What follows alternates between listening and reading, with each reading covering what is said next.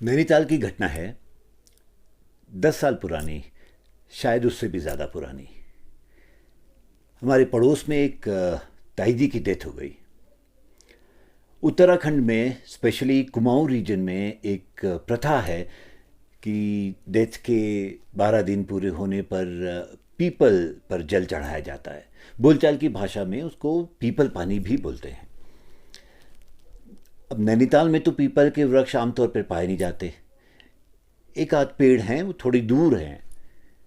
तो जनरली लोगों को जब भी ज़रूरत होती है तो वहाँ से एक आध टहनी ले आते हैं और पीपल पर जल चढ़ाने की प्रथा पूरी करते हैं।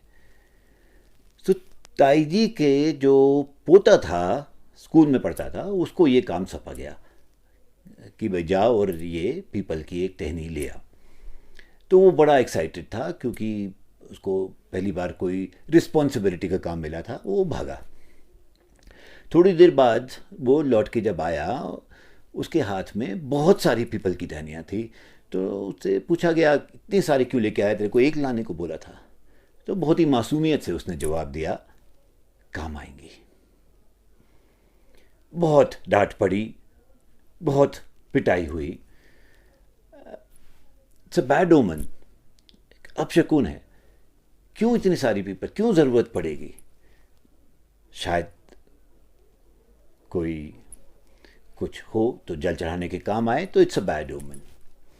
अब वो तो बच्चा था, नादान था। आप तो समझदार हैं, फिर क्यों ये दवाइयाँ, ऑक्सीजन सिलेंडर्स क्यों जमा कर रहे हैं?